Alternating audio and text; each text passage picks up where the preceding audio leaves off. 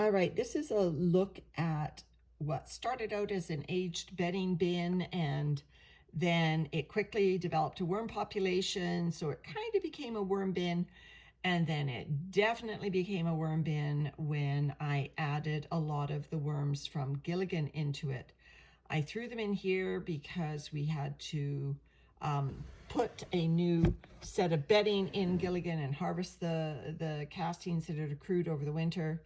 So there was a period of time, and I threw half the worms in here and half the worms in Peekaboo. So this became an Eat My Shorts bin because I cut up segments of a pair of 100% cotton shorts in here, not expecting that to disappear, but I left the pieces big enough that they are easily sifted out if I ever want to pull castings out of this, what's supposed to be a bedding bin, but you can see has quite a few castings starting to accumulate and quite a bit of depth. So I am thinking I need to pull castings at some point. However, I added leaves to this bin, and when you add leaves, let me just move the camera here. When you add leaves, you get a lot of these leaf stems. And I've been sitting here for 5 minutes, pushing the leaf stems all to one side. You can see I put some of the shorts material underneath as well. So we ran over these leaves with our lawnmower when they were nice and crisp and dry in the fall.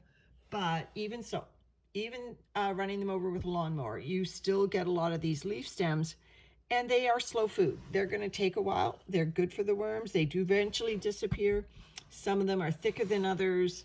The problem with them, in my opinion, is, they're thin when you look at them this end. And so my 1/4 inch sieve that I use to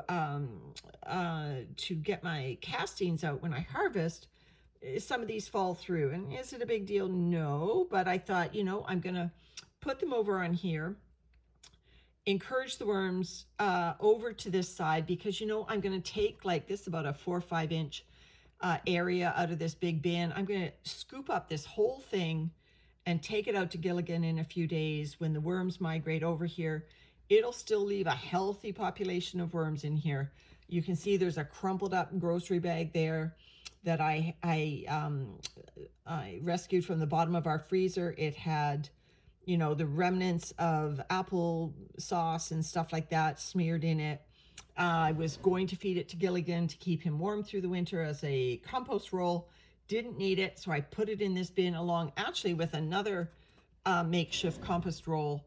So there's a lot of brown paper in this bin. Again, very easy to remove if I want to do a partial harvest. However, I thought this area over here with the leaf stems and even some of the shorts material would be great for Gilligan, because Gilligan just has the worm power, is going to get a lot of worms from this, already has a lot of worms. They seem to breed really well in Gilligan. And so I'm confident that the leaf stems will be a thing of the past. And this bin can concentrate on finishing up these lovely castings, save these scraps of 100% cotton that'll probably take a couple cycles of a worm bin before they are totally decomposed. Right now, I can't even see them thinning, even though I do try to wet them down with feedings. Now, the moisture in this bin, these bins are, there are no drainage holes. The moisture in this bin is about as high as I would want to have it. So what I'm going to do right now seems a little antithetical to that, is I am going to be putting canned pumpkin in here to tempt the worms over.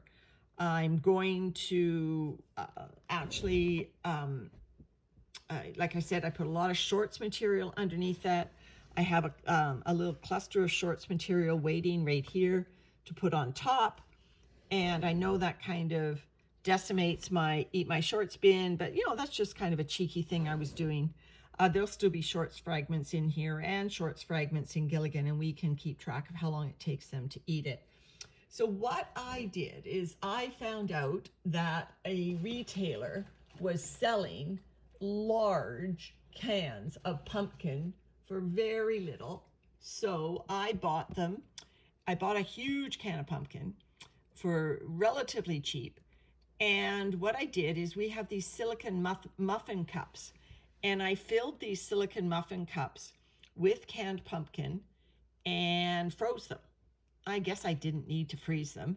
I did, because I need to store them until I can use them all. Now, personally, we sometimes give canned pumpkin to our dog. We sometimes put canned pumpkin in our own cooking. So by dividing up this massive can of pumpkin into silicon muffin cups that, as you can see, when they're thawed, the pumpkin just comes out clean as a whistle. So there's the muffin cup. I find they work a lot better than the tin muffin cups for food. So it is canned pumpkin. It is wet, but I'm going to smear it across those leaf stems and even the shorts fragments. I'm hoping the worms will come over here. They'll get all tangled up in all of this material, and they'll hang around. They'll eat the pumpkin. And I don't know, I'm going to have to check it in 2-3 days, because pumpkin is fast food when it's canned like this and frozen. I'll come in and try to time it right, that I'm coming in to scoop these worms up and give to Gilligan. You see, I just found another leaf stem. They are everywhere. So I'm just going to put this bedding that I put aside, and some more pieces of these brown paper grocery bags. I'm going to just put all this on top here. The area is very easily identifiable. I'm not going to have trouble remembering which side I fed on. I tend to always migrate to the right, which is kind of weird, but I do, probably because I'm right-handed, and most of my bins don't get turned around. So yeah, that's an interesting observation I just made. I always migrate on the right. Interesting. So the rest of these, this bedding, will still obviously have worms in it. And like I said, this brown paper bag over here has lots of worms in it. So I'm just going to spread this out. Oh, gosh darn it, there's more leaf stems. And I will spread it out. And, even though this is supposed to be a bedding bin, I actually think this is going to finish in a partial harvest at the minimum. And then we'll see what we're left over with in terms of population. And I can add more bedding and start it again. There's quite a drop in elevation there between the baiting out area and the rest of the bin. Obviously, I'm throwing some more leaf debris and whatnot over to the right, but I think the worms will be able to navigate it. So that's the Eat My Shorts bin, kind of morphing as we go to what I need it to be, but it's beat the worm tower levels that I was saving this bedding for. It has broken down the bedding faster in the aging bedding bin, than the worm towers did out in the greenhouse through the winter. Maybe I should have expected that. Anyway, always learning something new with vermicomposting. Take care, everyone. See you later.